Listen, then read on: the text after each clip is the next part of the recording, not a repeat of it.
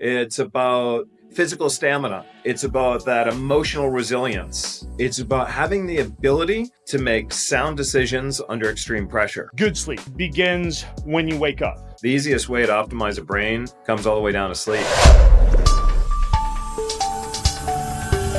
All right, hey, ladies and gentlemen, welcome to another episode of the Beyond Seven Figures podcast. So, Jamie Dimon from JP Morgan Chase, he recently put out an article and he was asked to describe great leaders. And when he was asked, he talked about Serena Williams and Tom Brady and Stephen Curry, which is interesting. And what he mentioned were these elite athletes. So that raised a question. As he dug a little bit deeper, he talked about that being a great CEO is more than just intellect, more than just instincts. It's about a full capacity role. It's about physical stamina. It's about that emotional resilience. It's about having the ability to make sound decisions under extreme pressure. So today, I want to bring to you one of the foremost leading experts when it comes to mastering all of that stuff. He's just the go-to guy that I go to when it comes to really just cutting edge, both. I don't even know if I'm going to call it biohacking type stuff or just health, you name it. You know him, you love him, Ben Greenfield. He's all over the place. He's got all these best-selling books. He just created this new book, Boundless. It's phenomenal. I feel like I'd be doing you all a disservice if I didn't get Ben on today's show. He's a man. Ben, welcome to the show, buddy. Hey, man. I mean, look, all I can say is that Serena Williams would kick my ass at tennis, and Tom Brady would kick my ass at football, and Michael Phelps could probably drag me behind his body and still set a 100-meter world record. So I agree with you, and I wish I was on the caliber of those folks. Well, I mean, you're pretty close, dude. I mean, you and I have spent quite a bit of time together. And what I respect most about you is that you walk the walk, you talk the talk at the same time. I mean, for those who are just listening, what you don't see with Ben is he's sitting there on his walking treadmill right now. And when you look at him, he does all the things that he talks about. We'll be at a conference together and Ben will spend time grounding. The last time we were out in California, one of the first things... That, by the way, you should tell people that doesn't mean sticking my finger in an electrical outlet. Yeah, right? I mean, but look, you jumped off the... Unless we're drinking, if we're drinking, getting enough tequila, I might stick my finger in one of those. But yeah, grounding, like getting in touch with the surface of the planet, absolutely. Yeah, I mean, I remember the first thing you did when you got off the plane, you just jumped right in the water, got some sunlight, jumped in the water. And you surround yourself with some of the top athletes around the world who rely on you for advice. I mean, Bob Iger, Disney's CEO, when he was talked about, how much physical fitness actually played a role in his world, he's quoted by saying, staying in shape, having stamina is critical for me. And that's eating well, exercising, and taking care of body and mind. And he claims that he couldn't do his job if he wasn't in some sort of physical and mental health. And people talk about that all the time, about the critical nature of a sound mind and body. I agree on the stamina piece. Of course, it's all relative. Some people hear stamina and they think I got to do an Ironman triathlon. That used to be my definition of endurance, right? Like I literally, like I mentioned, would get my ass kicked by Serena or Tom or Michael or whatever. But I had a short stint in bodybuilding and explosive sports like sand volleyball and tennis in college. But for the better part of a couple decades, I was the masochistic endurance guy. I did, 15 Ironman triathlons and raced world championships 6 times and did 5,000 miles of racing and raced professionally for Spartan and obstacle course racing. And that type of endurance and stamina is not necessary to be successful in business. As a matter of fact, it's kind of stressful to try to maintain that level of fitness while running a business, which I was trying to do. I find that increasingly what I get asked about from my clients who are more in the business world and not say like a professional athlete or some influencer or say a Hollywood actor or actress getting ready for a movie role who has 5 to 6 hours of training time and recovery time at their disposal is how do I do this on limited time, right? How do I actually build that stamina, that endurance, that physical fitness, that ability to be able to eat healthy without spending huge amounts of time on meal prep and still run my business and have time left over for my family and friends. I mean, joking aside, if I hop off this treadmill for a second, which is, by the way, I mean, if you want to stay fit and you're doing Zooms all day, treadmill in the office is a must. But like right now, like case in point, this is like an example of something that I'll recommend to people. I literally just took this off, but for at least one call during the day, which is the equivalent of like an hour and a half or so, I will wear this weighted vest. This is a 20-pound weighted vest. And while we all know that pants are optional in an era of Zoom, I'm wearing shorts right now and I have weighted shorts on.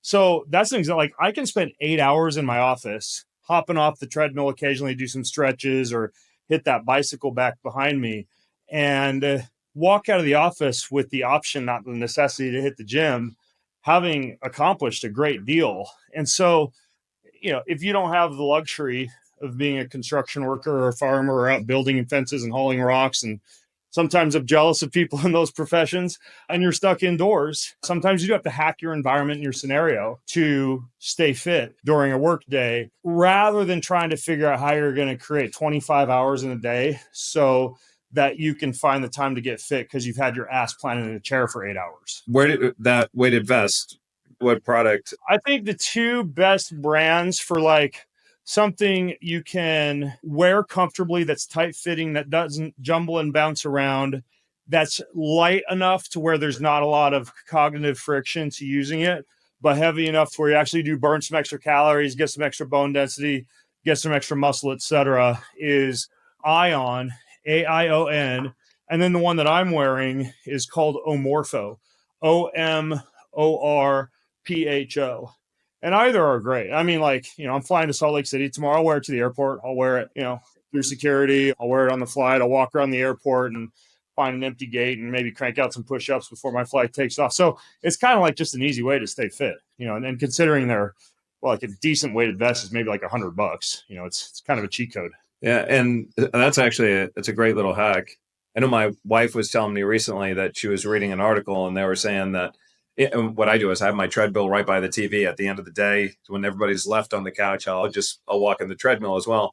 But she was saying that walking on a treadmill with a max incline for 30 minutes is the equivalent of, I don't even know how many, distance and running. But that's, just a nice other way of just kind of doing multiple things at the same time. You want to watch TV, throw yourself on a treadmill. You want to have a conference call like we're doing right now, throw yourself on a treadmill. The incline thing, that's like a TikTok trend, 30 minutes. I think it's like 12% incline at 3 speed or something like that. And you do get benefits. I mean, it's not going to build as much strength as, say, weightlifting, or build as much cardio as high intensity interval training. But it's great if, what gets you into the gym is just point and go.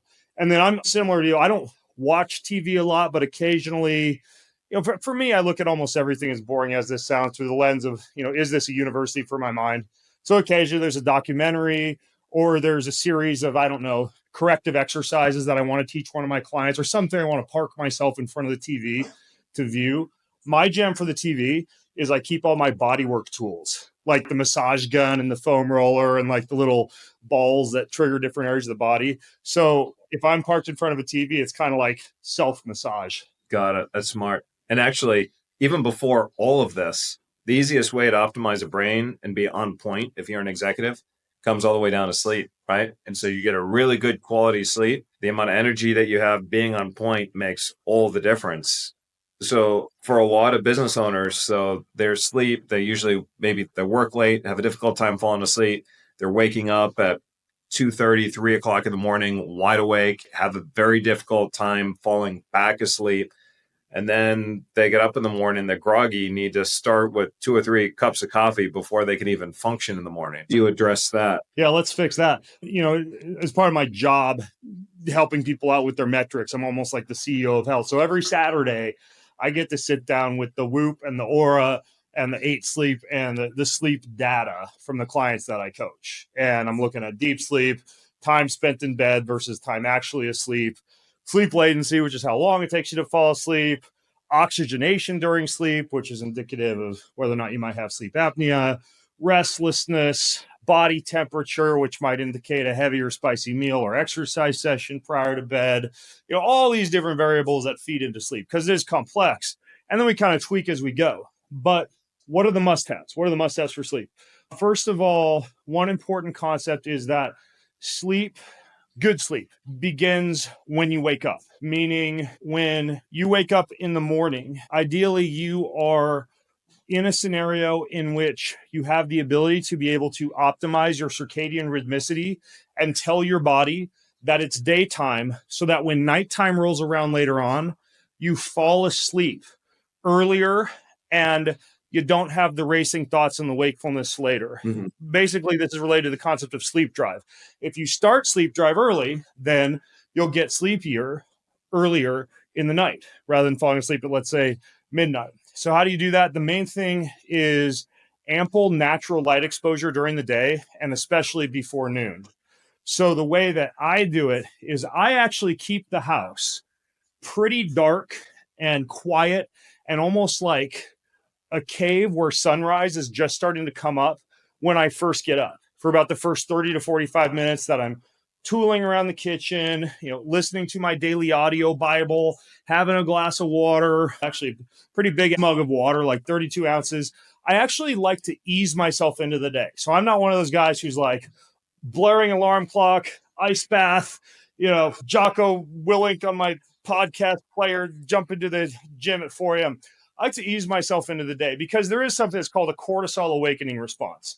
Your body naturally produces cortisol when you wake up, and sometimes piling a bunch of stress on top of that cortisol that you've already released by going too big too early paradoxically makes you a little tired at about 2 or 3 p.m. It just relates to a molecule called adenosine and the fact that you start to push more adenosine through the system, which makes you sleepier like in the afternoon. So you ease yourself into the day. And that means, for example, like these, I'm wearing them right now, like blue light blocking glasses that help me with screen glare while I'm on a screen. But if I hold up a darker pair like this, you've probably seen these before. These are the ones that are a little more red. And I actually will walk around with something like this in the morning.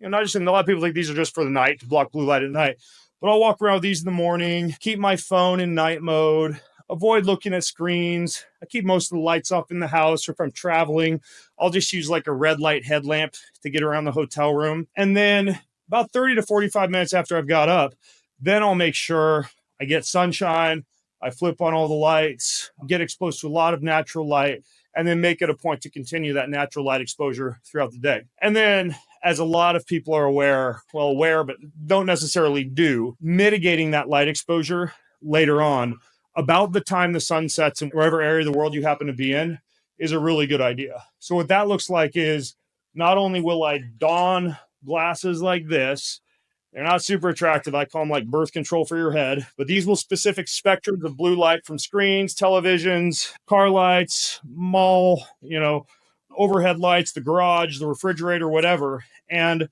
that's important because blue light can suppress melatonin release and keep that cortisol awakening response churning along. So I'll put something like these on. I have light bulbs in my house, and this is just like a hack. They're called full light spectrum bulbs. There's 2 websites I know of that sell them, Block Blue Light and Bond Charge. And what they do is they allow you to put the same light bulb in every can of your house. You flip the light switch on once and it does daytime. You flip it off and flip it on again, it does twilight.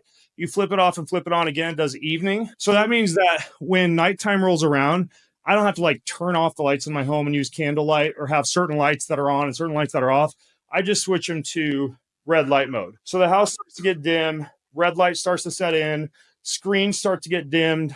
All my laptops have a software program called Iris, IRIS, installed on them, which will naturally suppress blue light using location services in whatever area of the world that you happen to be in. My phone, if I could hold it up here, my phone goes from looking like this.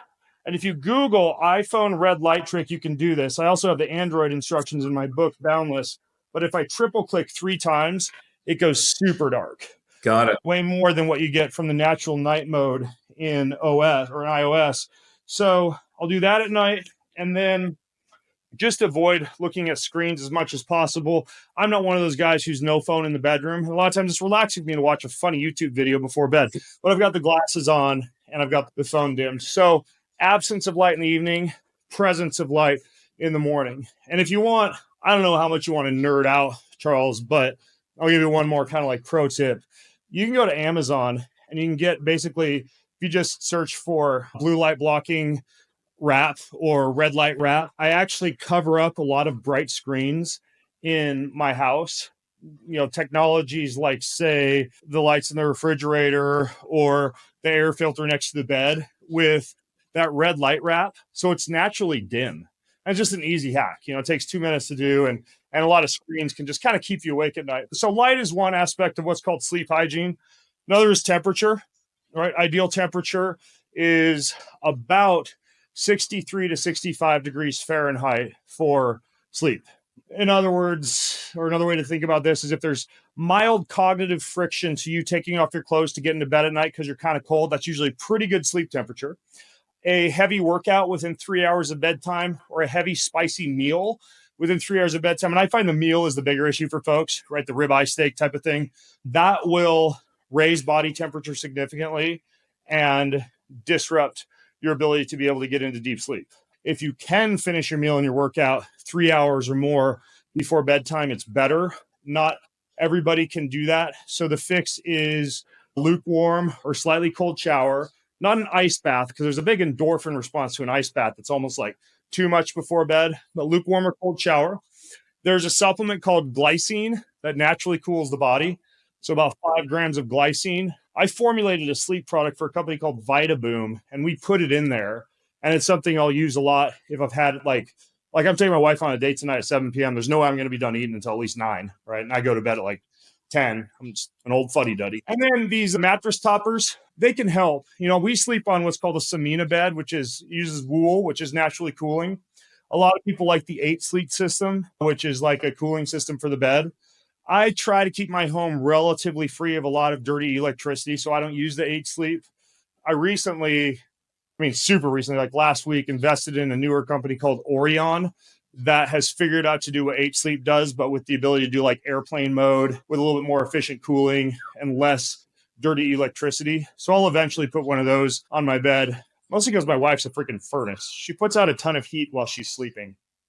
So I keep the room super cold and just avoid the exercise and the spicy meal before bed, and do like a lukewarm shower, slightly cold shower if you need to.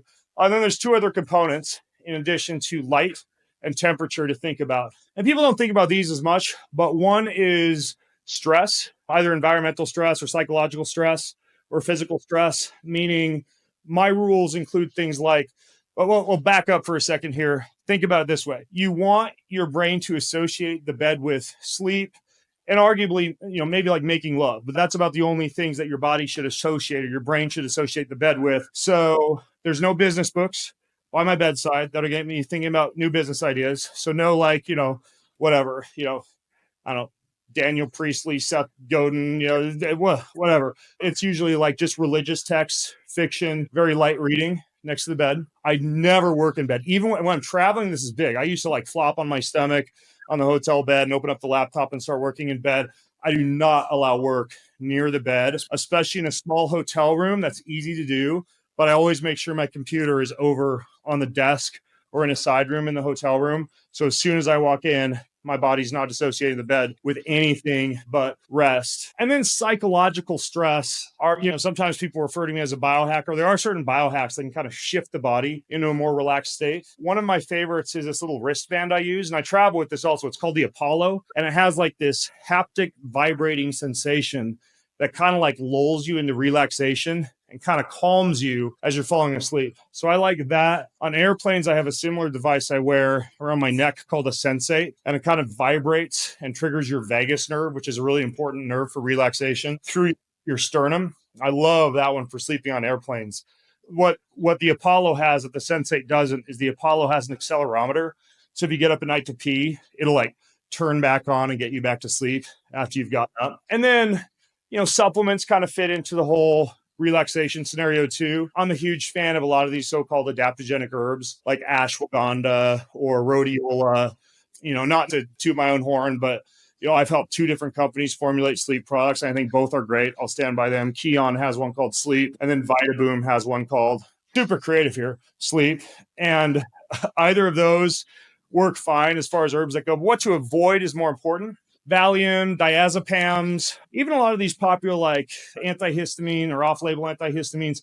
The problem is you fall asleep, but it's more like a knockout blow to the head. And if you actually look at sleep percentages, like if I'm looking at your Aura data or Whoop data, if you wear one of these trackers to bed, you see very low deep sleep percentages. And that's important because emotional processing and memory consolidation occur during those phases. And so you lose out on a lot of the mental and emotional aspects and even the cognitively enhancing aspects of sleep. And you also don't get as much of what is called lymphatic drainage, which is how your brain can actually release toxins, et cetera. And if you look at deep sleep percentages and low deep sleep and risk of dementia and Alzheimer's, there is an inverse correlation between those. So taking supplements that cause you to sleep but don't give you real quality sleep and are more like a knockout blow, that's not a great idea. THC, I'm often asked about because a lot of people use it now, like pop a gummy, step out on the porch and have a joint, whatever. THC, unfortunately, has similar effects on the deep sleep and memory consolidation. And you could, anybody who's used it knows this. You don't dream, and consider that dreaming is a very good sign that you're processing emotions and forming memories. That shows you right there what it does. But you also get a little bit of what's called free radical formation in your brain. And I talk about the difference between THC and CBD and its effects on sleep in my book. But if you're going to use something from the hemp family or a cannabis product, CBD or CBN is much better. And CBN in particular seems to do really great things for sleep architecture and allowing you to sleep without the damaging effects of THC. So you can find THC sleep gummies, and a lot of times now they say with CBN or with CBD, but it's better to get the ones that are just low or no THC and CBN or CBD. So Mitozen is a company. One of my friends who's a chiropractic doc runs that company, and they have both oral and, this cringes for a lot of people, suppository forms of both melatonin in very high doses and different herbs, including one that's a popular Chinese traditional medicine product for insomnia. Those two products are called Sandman, is the melatonin one, and then Solace is the insomnia one. Those are sledgehammers, not in a bad way, like I was talking about earlier, like a knockout brain or knockout blow to the head, but they're pretty big guns. Like there's a fire in your house, you might not be able to be of much service to helping people out with escaping if you got those in your system. But they're very, very good for people who deal with insomnia, or if you've crossed multiple time zones and you need to align to a new time zone more quickly. Like if I fly to London, I'll use that high dose melatonin for the first couple of days that I'm there. And I actually like the suppository version, meaning up the butt, literally, because it more slowly releases into your body during the entire night. So it's almost like being on a melatonin IV while you sleep. What about the Sandman? For somebody who gets up at like 2:30, 3 a.m., they're wide awake for, an hour or so before they can fall back asleep. I'll tell you, I've tried the Sandman, and I'm on that Sandman right now. Like you said, there could be a nuclear war outside. I'm not waking up. I hit my pillow, I knock out right away, and I'll sleep all the way through the night until morning. Yeah, exactly. I find that frequent use of it, you tend to get a little bit sensitized to it or desensitized to it. So those are my like travel go-tos. If I'm traveling across more than 3 time zones, I do have Sandman and Solace. I keep it in the refrigerator. It'll stay a little more stable if you travel with it in a little mini cooler. But I do use those when I travel. And the grogginess effect, believe it or not, everybody listening already knows what to do if you wake up groggy with a bunch of melatonin in your system, because you just learned that bright light at night will suppress melatonin and get it out of the system. Well, that's a hack you can use in the morning if you took a bunch of melatonin and you're groggy. So you just get up and blast yourself with light. And I mean, it's kind of interesting because there are even companies now that produce technologies like glasses that you flip open the glasses and they produce a bunch of light in your eyes. And that's great if whatever you're in Vegas in a hotel room, it'll take you 15 minutes to walk through the casino and get out into the sun. Like you just put those glasses on and they'll suck a lot of that post melatonin grogginess out. So that's the stress piece. That's where supplements can fit in a little bit. And then the last piece would be sound. I work with a lot of people who are like entrepreneurial, hard charging, high achievers. And if you look at the genetic pathways of a lot of individuals like that, I fall into that bucket myself. There's something called the COMT gene pathway, and that affects how you process dopamine. And if you tend to clear dopamine quickly. You tend to be the type of person who needs a lot of stimulus, who is very excited by new adventures, new tasks, new projects. You're go, go, go. You're often pretty good at multitasking, handling a lot of stuff, but you get into bed at night and your brain doesn't turn off. And while a lot of the tips that I just gave related to sleep from a light, temperature, and stress standpoint will help, I find that one of the best things for people like that, including myself, is to figure out a way to distract the brain from those racing thoughts. And I use sound to do that. So there's two ways that I'll use sound to do that. One is I'll use an app that will play either through earbuds if I'm in a real noisy area, or just, through the iPhone and airplane mode next to my bed when I'm at home, relaxing sounds. My favorite, just to cut straight to the chase, is an app called New Calm. It's got super complex, deep layered sounds and they're incredible for airplanes too, with a pair of noise blocking headphones. Oh my goodness, you're just like dead to the world on an airplane. And there's another app called Sleep Stream that's pretty good. It'll play like white noise and pink noise, brown noise, you name it. So something will cover up ambient noise and also distract the brain. But then secondarily, there is something called non-sleep deep rest, also known as yoga nidra. And I have a few tracks downloaded on my phone. Again, everything for me for sound at night is downloaded because I don't want my phone on. But I've got some of these on. And if you wake up, let's say you wake up at 4 and you want to sleep till like 5:30, and you just know yourself and you're going to be thinking about like 18 different emails between 4 and 5:30 a.m. and not actually sleeping, I'll run like a 90-minute yoga nidra session, and it's like a full body scan, and you're in this like half sleep, half wake state. It's super refreshing. I also use it if I need to duck out for a nap in the middle of the day, because some sessions are 10 minutes. I've got one I've used for over like a long haul flight that's 8 hours long. Wow. But having a few yoga nidra or non-sleep deep rest protocol tracks on your phone work really well. There's a bunch out there. The ones I like, there's a practitioner named Ali Boothroyd. I just like her voice. It's not grating. It puts me to sleep. And I just have YouTube Premium and downloaded a bunch of her tracks of varying lengths onto my phone. So as you put those together, light and temperature, absence of stress or management of stress, stress modulation, and then sound, kind of like overriding the racing thoughts in your brain. And usually if you've done all of that, you're going to be well on your way to sleep optimization. And then like icing on the cake, I kind of alluded to this earlier, but as much as you can unplug in the bedroom, it just helps. Like I don't have a TV in there, and I try not to run too many electronics next to the bedroom. And I'm even one of those guys who unplugs the microwave and the TV in the hotel room. Maybe I'm hypersensitive, but it's not just me. This is all anecdotal. I have so many people I talk to, so many clients whose sleep scores I look over, and everybody who makes the bedroom as close as possible to a cold, dark cave that's electricity free, their sleep scores just improve. Yeah, I believe it. One of the things that I noticed improve my sleep score too is, and you want to talk about like birth control in the bedroom. I'll put a sleep mask on, I'll have the nose strip to open my nose, and I'll do a mouth tape, right? So a real catch. The mouth tape. I mean, breathing through your nose to humidify the air, but also, the nose has natural cleaning properties due to the little cilia and hair-like tissue in there. And then you also get a nitric oxide release. There's something special about breathing through the nose that releases this gas called nitric oxide that causes vasodilation. And so you get a little bit better blood flow if you're breathing through your nose. And a lot of people do just like that one thing, tape their mouth so they breathe through their nose during sleep.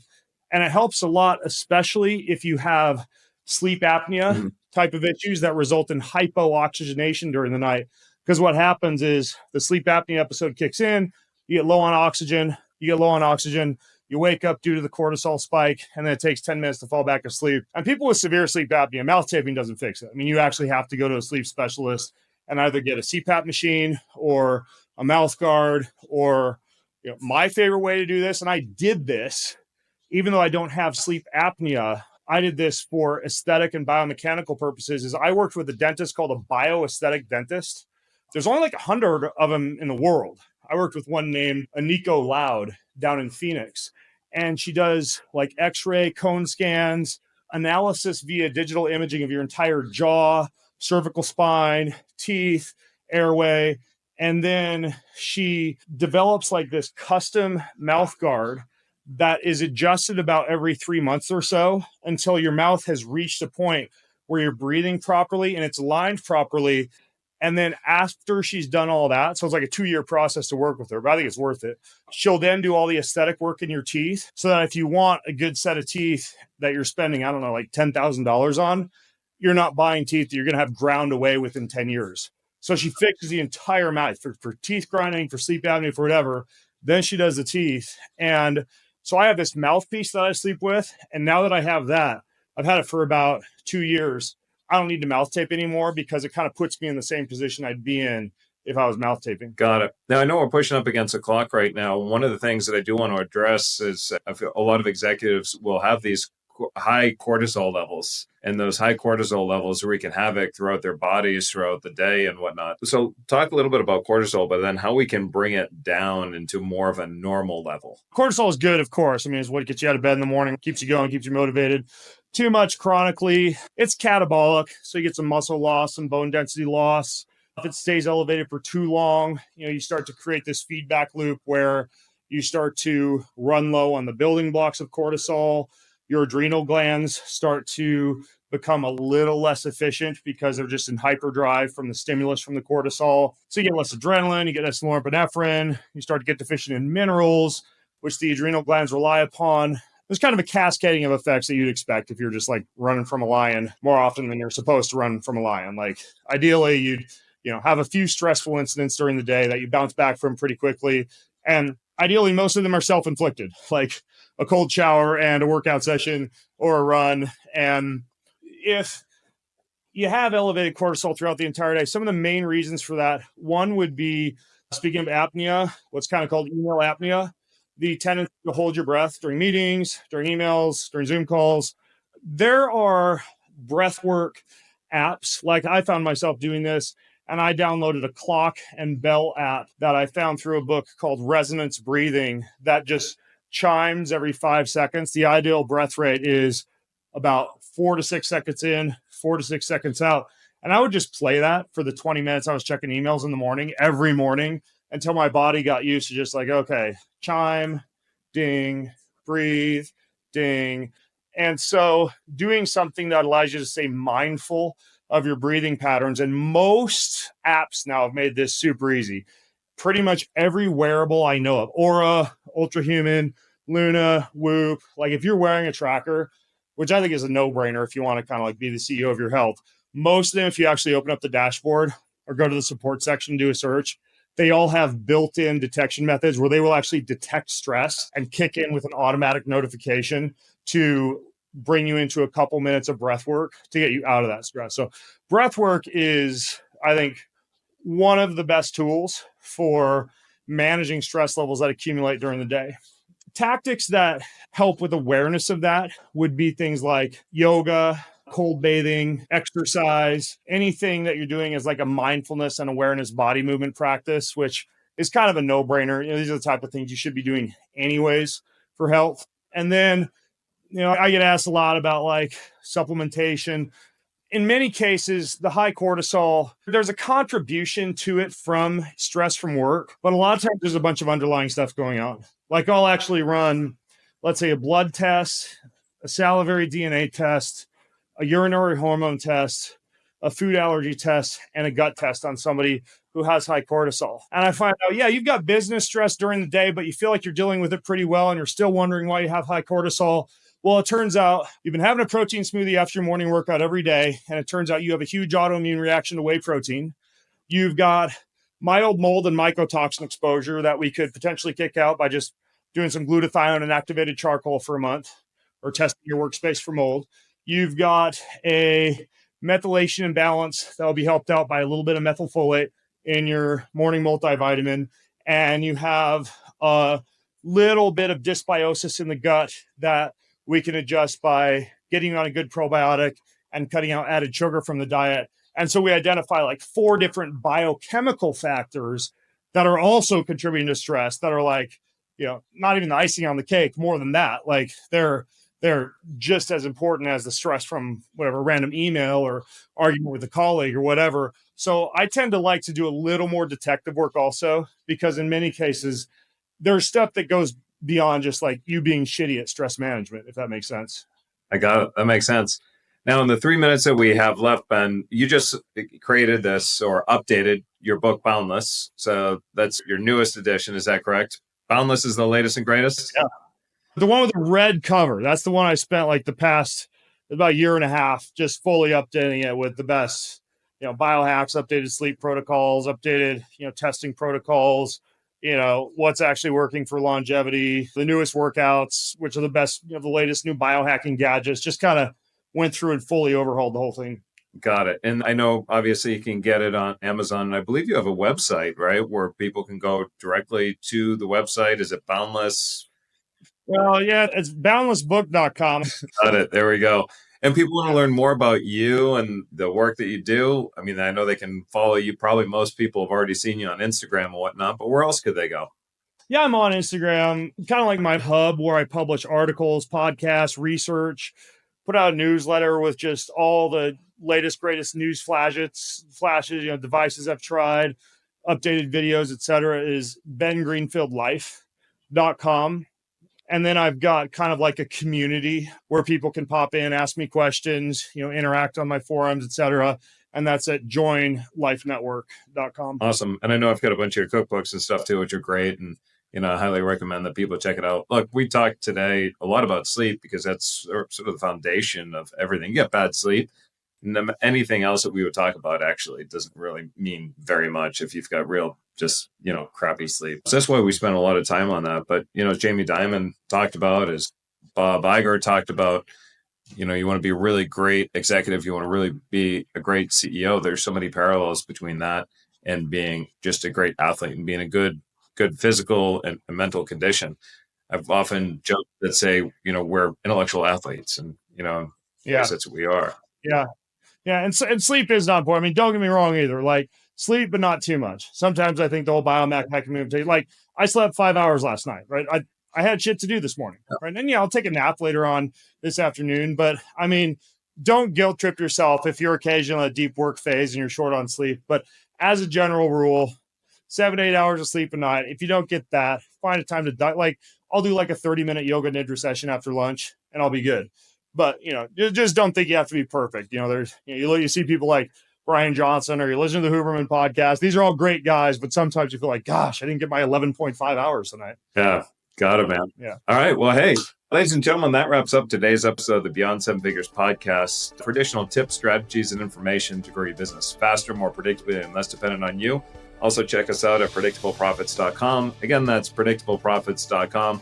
I can't speak more highly enough about health. It's something that I've been really obsessing myself over for the last several years. It's made a massive impact on my ability, not only to focus, but my energy levels, being able to make smarter decisions on point from the moment I wake up all the way throughout the day. So it's with great pleasure that I brought my friend here, Ben Greenfield, to you. Hope you enjoyed today's episode, and I will see you in another show. Take care, everybody. Thanks, guys.